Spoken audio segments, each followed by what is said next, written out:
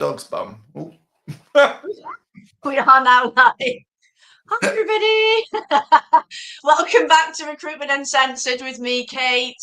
I'll come to the guest in a little bit because he's not that important today. But we're back live. I know I've had a couple of pre-recorded episodes recently because I've had various things going on. This one, as you will probably have already worked out, is live.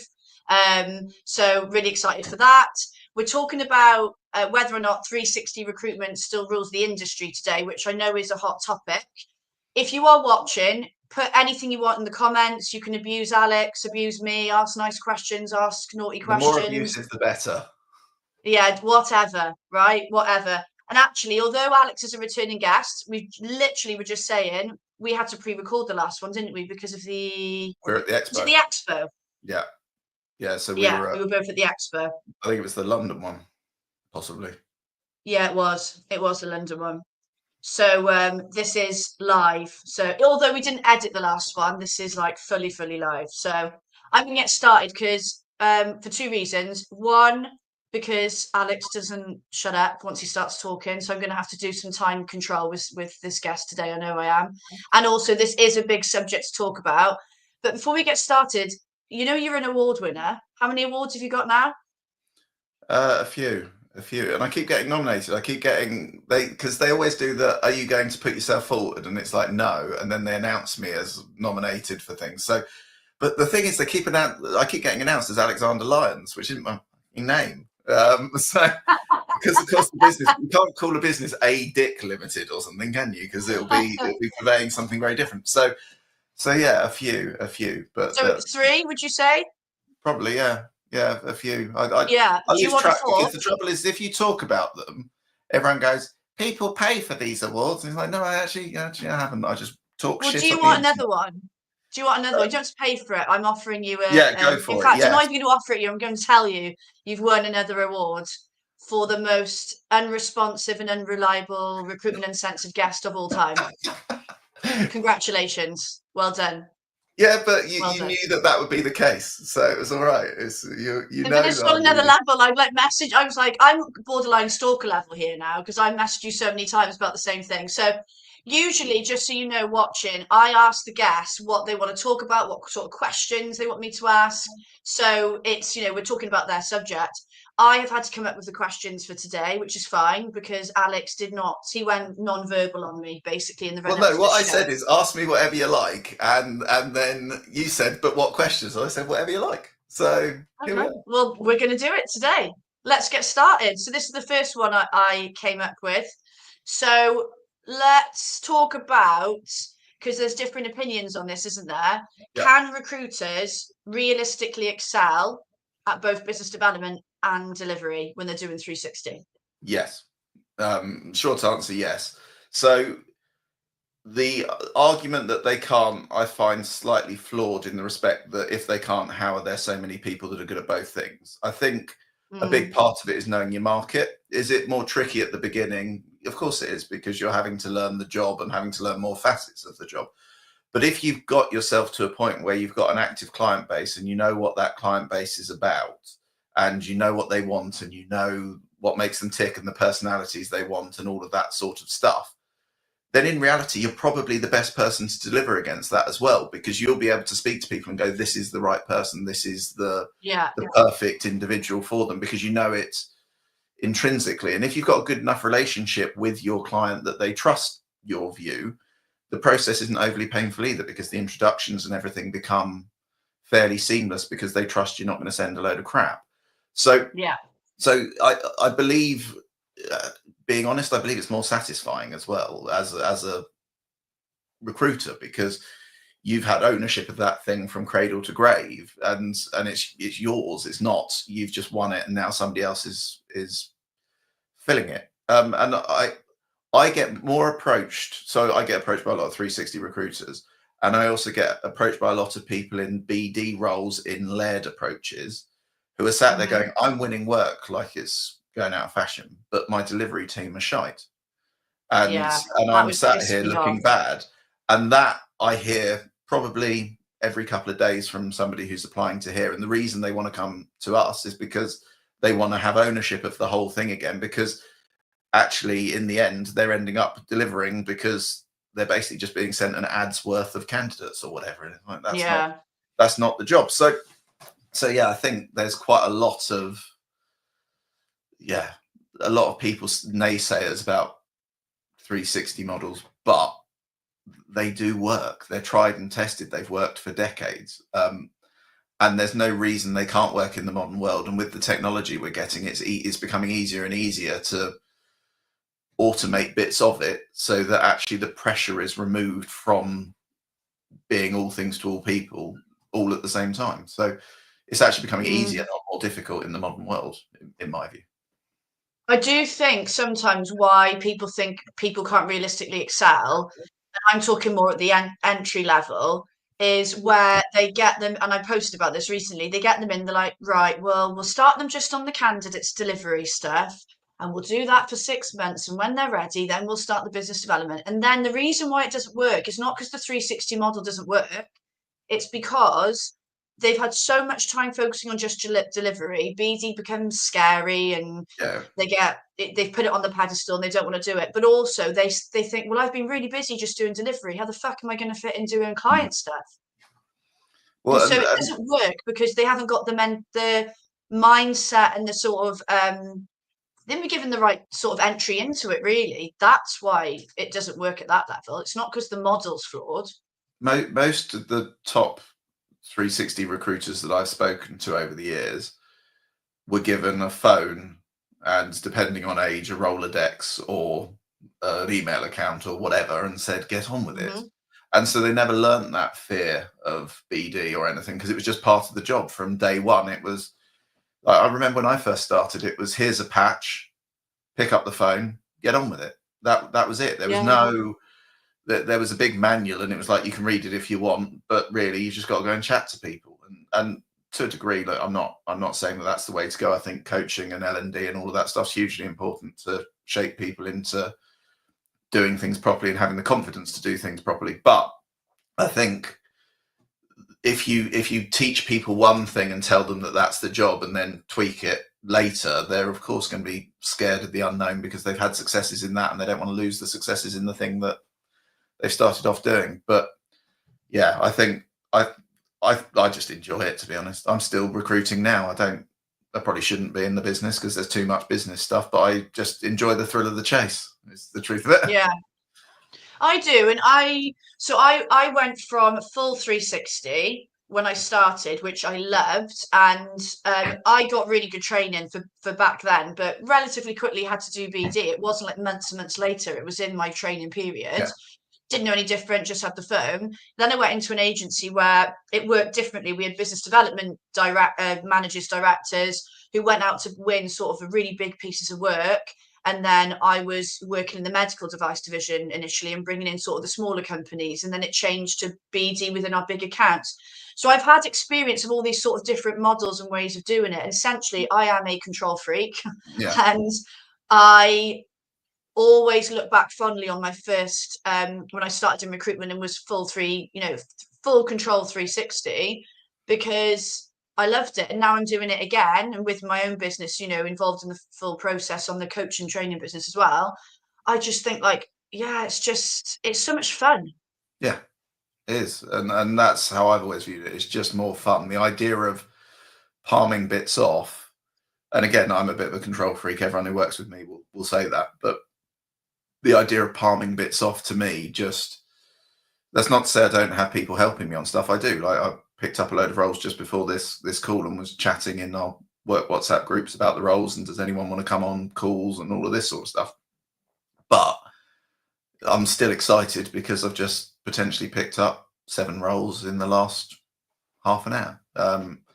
And stuff like that is the bit that I thirst for, the bit that I enjoy of the job, sort of just sitting behind a desk, just scrolling through LinkedIn permanently, just trying to find candidates or whatever. I would find slightly soul destroying personally, but horses for courses. I'm sure there's people that love it. We've had a comment from the one and only Ross Sullivan.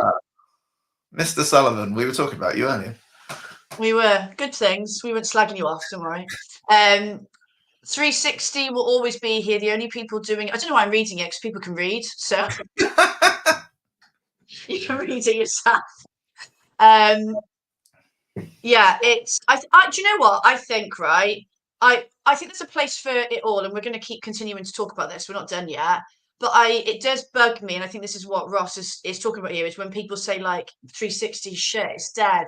If you're still doing it, what are you doing? It's like that is a load of crap Yeah, because it, like you said, there's people out there doing it and it's working. yeah, and doing it at scale, because people often go, "Oh, you can't do it at scale." Why? Why can you not do it at scale? What's the limiting factor of scale? Because yes, someone's going to hit a critical mass, but Hmm. then you can bring other humans in to build out your mass in whatever vertical you're in, and they can all be 360s running their own things. And look, I'm not against having delivery teams and stuff like that, because sort of fueling the fire from the bottom is not a bad thing. But I think if you've got a good 360 that's good at being a 360, honing what they're doing by providing them support in what they're doing, rather than saying, no, we're going to take it from you and replace you with it, with the delivery bit. I've seen so many people leave roles because of that. And in fact, I'm talking to a couple right now who are bringing in 50 to 100 grand's worth of work a month, but so little of it is being filled that they're just having enough of it, and they want to come to me. So yeah, I think I'm sure there's businesses doing it well, but I've also seen a hell of a lot of businesses doing the layered approach incredibly poorly. And I've seen you removed the thing, so I was given props Let you before in this on a on little how show to behave. secret. When I tell people in the green room when the question disappears, I'm basically telling you need to shut up so I can move on. And I knew that Alex would be naughty sometimes, and I said, look, if you don't listen to me and that question disappears, I'm going to do this, and everybody will see it. So far, I well done. I was on You've it. been behaved. I've behaved. You've behaved. So we'll go to question 2. I have seen some more comments come and I will come back to them. So I mean, again, this alludes to what some people are saying, and let's discuss it. Does the 360 model risk falling behind falling behind more specialised approaches that are out there? I don't think so, because you can still be specialised in 360. So if you've got a subject matter expert, I'll use myself as the example. So I specialised in legal consultancy, and for a long time was the only person specialising in that. There were agencies much bigger than me with way more resource than me that were not even competing at anywhere near the level of placements that I was making, because I'd learnt my niche and I'd carved it out. And over the years, I'd spoken to not everyone, but I'd spoken to a massive collection of humans. And one benefit of my stupid name is people remember it, because they can say they've spoken to a Dick and they find that funny, and thankfully that makes them stick in their head. So like, there were businesses that had delivery and account managers and stuff working on the same accounts, or endeavoring to work on the same accounts that I was working, and having a fraction of the success that I was having, because I knew my world and I knew it back to front. So I think my view, and we'll touch on it later, is you need to, and this is just my view of recruitment as a whole, you need to know an area, you need to become a specialist in an area, you need to build your network in that area, and that's a network of both clients and candidates. But I think if you know your area and you know your market and you know the people in it and you know the personalities, well, you can be filling placements with a couple of WhatsApps theoretically. If you know enough people in your world, somebody asks you for something, tick tick tick, there you go. Or a candidate comes to you and says, oh, I need this. Well, because you intrinsically know it and you know the makeup of your clients, you know who's going to be interested in them, send them, and done. Well, that's 360. That's you've got the candidate, you've got the client, you've done it. That's arguably that's less work than a delivery team sending you 50 inappropriate people. So yeah, I'm not. I've had a lot of chats with various people, including Mike Ames and others, about these sorts of things, and the reality is, I've come to the view of I'm neither right I'm not right and neither are they. It's horses for courses, but Yeah. I think neither are wrong. The sort of thing. I don't. Yeah, I think that's the key thing, isn't it? That and I think I've had a couple of comments come in. Has anyone said I'm full of shit yet? Because that's always what I'm expecting with these things. Have I had you're full of shit? Not yet. Damn it. Not yet. So I'll keep an eye out. So I will keep an eye out. But I think I always think like, because I remember in my first recruitment role, we did have some delivery consultants who helped with, like if you had shitloads of jobs on, you were like, right, I need some help now. Yeah. And I again, control freak me, didn't really pass anything on, but the consultants that did, it just seemed to me sometimes like, it depends. If you're working with somebody you vibe with and you've got a really good relationship and they know your clients well, I'm sure it's very seamless. But especially when newer people started and you're trying to sort of communicate what you're looking for and, the client, all that stuff. I mean, they could nowadays, you can jump on the Teams and have a meeting, right? But Yeah. I'm talking 12 years ago. It was having to pass that message on, and sometimes things are lost in translation and all of that stuff. But Artem's brought up a good question for you. What about the KPIs in this model? Thoughts on that? Well, so I'm reasonably anti KPI and quite honest about that publicly, but sorry, no, that's not true. I'm not anti KPIs. I'm anti pointless KPIs. I think often KPIs fixate on the wrong behaviors rather than seeing the right outputs. It's not volume of calls, it's quality of calls, for example. There are no more problems creating a KPI'd environment in 360 than there are in a delivery or account management model, because in reality, you set what the important things that need to happen for other bits to happen are. Yeah. And you have a journey that they go down and KPIs along that journey. Now that journey is shorter if you've broken up the model, but conceptually the same. People have to go through the same journey. You just attach your KPIs to it. So it could be number of candidates screened, number of clients brought on board, number of roles got. Like there's hundreds of different things interviews and yeah, exactly. Like, of course, there is a funnel. I'm never going to pretend there isn't, and you need a certain amount of stuff at the top, and it filters down. And that will always be true of any job, really, any role. I've got a friend that does trademark disputes, and he starts with filing millions of trademarks and seeing who argues with them. And then it's like, right, next down, next down, next down. And you end up with some massive £9 million litigations at the end of it. Now he's running that. So it's not just recruitment that's like this. You can KPI the things, but it's just analysing the process of how that business is working or that individual is working, and then working out the key drivers that demonstrate where the success is coming from, and then monitoring those. Make the right behaviours. Yeah, exactly. And I don't think KPIs are any more tricky in 360, 180, or anything else, to be honest. I think the trick is monitoring the behaviours that matter, not the behaviours that don't, because and how you monitor. Sometimes recruiter. Yeah, and how you monitor. So, if you really get your consultants so obsessed and fixated on these KPI numbers, they begin to do things to tick the number box and not think about what they're doing. I've seen it happen so many times. And again, 360, 180, whatever, I've seen that happen. That makes no difference. So I think to that one, really the KPIs, it's more around the deliverables that you need based on the model and behaviors, isn't it? Yeah. Because we live in a world where you can automate stuff as well. So if you set a consultant a target around email sends, well, they could just set a tree of auto outreach and go, and then there you go, 500 emails have gone today. But you're just spamming at that point. You're not creating valuable relationships. So yeah, that hence it's important bits. Monitor important bits, right behaviors, learn from the best people in your team and see what they're doing, and try and encourage those behaviors in the people that perhaps aren't doing so well. And sort of taking that approach to KPIs is better, in my view. Yeah. So really that's regardless of model, isn't it?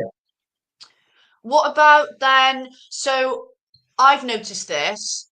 I probably spotted it starting maybe last year, where I have seen it go the other way, but just in relation to this question, a lot of agencies moving to that sort of 180 model or whatever, more specialised. I don't know what people call it, specialised approach, whatever, different to 360 model, moving away from it.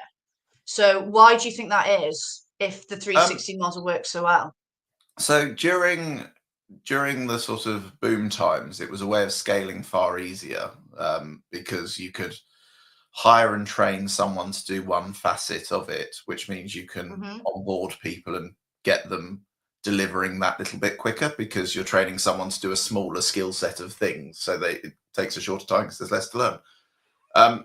so I think that became quite prevalent, and certainly when I started doing this, so ALS existed for ages, just me plodding along with one other person, Rob, most of the time.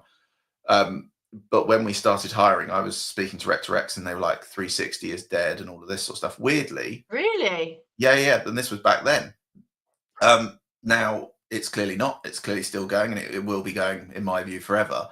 But what I've found actually is I'm sort of half seeing the opposite. So I'm aware of a lot of businesses that hired hugely over the sort of COVID period who are sat there with loads of delivery people and account managers and no real people with BD experience, Yeah. because they had such busy accounts during that period. And they were just sat there churning through work. And now they're finding themselves in a situation where their staff are either good at managing accounts. Well, they need new. Sorry, I'm on a Mac. It does these things. There we go. This one, hang on. There you go. Woo! So they're either good at managing things like the relationships, but if those relationships aren't hiring, they're a bit fucked. And they've got good delivery people, but again, if the work's not flowing in from the top, they're fucked. And a lot of these businesses are looking for 360 consultants or BD people now to fill that hopper. And they're also letting go of swathes of delivery people and account managers because the accounts aren't there to manage and the delivery people aren't there to deliver. Or they're bringing in people like me and being like, please, can you get our people to do business development? Exactly. And so upskilling at the moment is hugely important because people have sort of rested on their laurels. And we did exist in a market where you could throw shit at a wall and it would stick and we would all make lots of money. So, but I think people are sort of still hung up on that. And a huge number of recruiters came into the market thinking that that's what recruitment is. Whereas if you've been in it as long as I have and as long as you have, you realize that actually we historically always had to have a mind for BD. I was in a situation many times where I had way more clients than I could cope with, but I would still be spending a minimum of 20% of my week reaching out to new people, speaking to candidates about where they're going and speccing people in or having those conversations around candidates and things like that. Because you never know when your anchor client's going to pull the plug or decide that they're going to go with an RPO or offshore the recruitment or just have a hiring freeze or whatever it might be. And then you're screwed. So I think that, yes, some are moving away from it because it's easier to train up sort of graduate schemes and rookie schemes in smaller facets of it. But my view is still firmly that if you look at most of those businesses, a lot of their top performers are still the 360 people who have the solid relationships. But there's a lot of businesses out there, and we've been guilty of it as well. I think a lot of businesses can be quite reactionary. So they go, we've got a lot of work. Let's bring on a load of youngsters to fill it. If you can hear that, I apologise. There seems to be a helicopter above me right now. Can't hear it. Good. So yeah, I think people are like, how can we get people? It's tricky to get 360 consultants because they're more invested often in what they're doing. So what's the easiest way? Let's train up some people to deliver. And that's great. But until you run out of work and then you've got shite loads looking. And like last week, we got over 1,000 applications. And if I look through those applications, they were almost exclusively, say 100 of those were actual 360 consultants. The rest were TAs and former delivery consultants or former account managers coming out of environments where they were in a business that was booming. The business is now not booming. And because they don't have that rounded skill set, they've been asked to take a long walk off a short pier. So actually, I also personally believe that 360 is a safer bet. If you have your relationships, you have the BD skills, you have your candidate pool, you can actually kind of weather the storm because you're a safe pair of hands and you can go, well, actually, that client's still looking and Dave over there will do it, or whoever. You can try and solve your own problems instead of being like a baby bird needing feeding by your mum, basically, or whatever. And I think that well, Gavin's brought up a good comment here because I've had a mind blank over what I was going to say, so this will give me some time to think about it. Yeah, like you said, 360 recruiters are difficult to find. So actually, this is a good point. It's a lot of the time probably more about the ability to recruit the right people than anything else, isn't it? And I got on 4 in the last week who had approached us. So they are out there. It's just, it is exactly that. It's about positioning yourself to be attractive to those people and things like that are the important bits. Yeah. Rather than just going, yeah, there is nobody.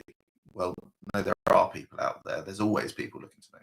But also as well, if we want there to be more people, then we do have to look at how we're developing more 360 recruiters in the industry, because the more you just keep bringing on delivery people, well, where are these 360 recruiters going to come from? It's harder, as we've talked about, to make someone. You do get those people, again, it comes down to hiring the right people who they will be delivery for 6 to 12 months, and they'll be like, please, I want to win my own clients. But let's be honest, we haven't got a sea of those people in agencies, have we? No, everyone's don't. desperate for them at the moment. I speak to a lot of R2Rs, and we have some who are involved in our business, and the one thing they're all being asked for at the moment, good 360 consultants. That's the one thing that everyone is sat there going, I just want them, because they're all struggling. But as you say, make it attractive, make it an environment they want to be in, and empower them to do more and do better and everything else. It's gone again. Spotted. Yeah, well done. See, I'm so well behaved. So proud of you. So proud. I am going to come back to Alex for a top tip, but what I wanted to do first is give you a rundown of the next show. Now, this is the last show before Christmas, so we are having a little bit of a break. The next show is the 8th of, just having a quick look at my other screen, the 8th of Jan. So we have got a break. But yeah, 8th of Jan, live at 12:30 the same time. The event will go up as normal like the week before, so keep an eye out for it. My guest is Will Grashoff, who, if you don't follow him already on LinkedIn, you need to, because how fucking funny are his posts? He is hilarious. I love Will. Oh my God, they are hilarious. People on LinkedIn. So yeah, definitely worth telling. Hands down. So he's the founder and MD of, I think it's Ox7 Talent Partners. I always get the name wrong. We're going to be talking about basically how not to fuck up when you're building your recruitment agency. So really good one to start 2025 about with. that, to be fair. So yeah. So honestly, he's a very, say it like it is, authentic guy. So if you want honesty and real value, come along to that show, because it's going to be a really good one. So 8th of Jan, put it in the diary. Right, I'm going to come back to you for your top tip, Alex. Talk to me. What do you mean? What do you want to say around this one? So I've been fairly honest about this on most things. I'm not a big fan of generalists. I actually, to be fair, have some people internally who are doing quite well being general, but I do believe that the path to glory in recruitment is niching down, learning a market, specializing in something, ideally something you're passionate about, but equally this is work, so we can't all be passionate about everything. But I do believe that finding something you enjoy working in, where you relate in some form or understand or enjoy talking to that candidate base, will put you head and shoulders above 99% of the jobbing recruiters that can't be asked and are just throwing CVs out and sticking up ads. So if you can find something that you have a true passion for, that you want to learn about and actually become a real expert in that and the mechanics of hiring in that, and how to attract the right people, and adding value to your clients by coaching them along the journey of attracting the right people and building out teams and all of that sort of stuff, you can earn yourself unlimited amounts of money in our world. But if you just piss in the wind, you're gonna struggle. And the number of recruiters I see in our world that do 3 months here, 4 months here, 6 months here, and jump about, so common, and never commit to anything for a prolonged period of time. And that doesn't happen for a few months. That happens for 4 or 5 years of their career. It's wild. Like looking at CVs, and I still actively look at the CVs of the recruiters who are interested in joining us. The number of people that have actually been in the jobs that they're currently in for more than a few months is so low. And so if you've got to, unfortunately, do the hard graft, which nobody wants to do, but you've got to do the hard graft to get yourself into a position where you really know an area, you have the knowledge, you know the people in it, you've got good relationships. It's time. Yeah, exactly. But yeah, I've seen the time, so I'm being even better. You're even leading me. Yeah. You're even leading me. Well done. Before we round up, I mean, I always have had niches, and they, I was really specialised in my last agency, like graduate pharmaceutical sales recruitment roles, done engineering in South Wales, manufacturing companies. I always just found it so much easier because I was so focused. But, there are really successful generalist recruiters out there. So again, we're not saying it's right. There's no right or wrong. But not many of them are billing £1 million. Well, if you are, chuck a comment in Yeah, the box. apply. Yeah, I want to Yeah, talk go to you. to Alex. Yeah, go and work for him. But yeah, we picked 1 o'clock, so we're at the end of the show. That felt like 5 minutes. That went so quickly. I kept my Thank you for waffle coming to a on, minimum. Alex. Thank you for wearing your trademark orange jumper. You told me Whoever to. washed that jumper? Yeah, this was out the wash. I dug it out the cupboard. My wife hates Well it, so yeah, I wore Why it. are you wearing it all the time then? Because I like the color orange. She might hate it, but I like the color orange. It's on brand as well, isn't it? To be fair, Exactly. it is on brand. Well, thank you for coming on. Of course, we'll probably have you back on at some point, won't we? We'll have to think of something else we can rant about for 30 minutes. Turning up. Huh? I'm like a bad penny. I just keep turning up. Yeah. Always there. Always there. But thank you for coming on. Thank you for all the comments, by the way. I know I didn't have time to bring all of them up, but anything we missed, I'll tag Alex. We'll come back to it after the show. So have a lovely Christmas, everybody, and New Year. It feels absolutely nuts saying that, but this is the last show before Christmas. Remember the 8th of Jan, 12:30. Come back for the next show with Will and learn how to basically not fuck up building your recruitment agency. Perfect. So thank you everyone for watching, and we will see you, or I will see you, sorry, very soon.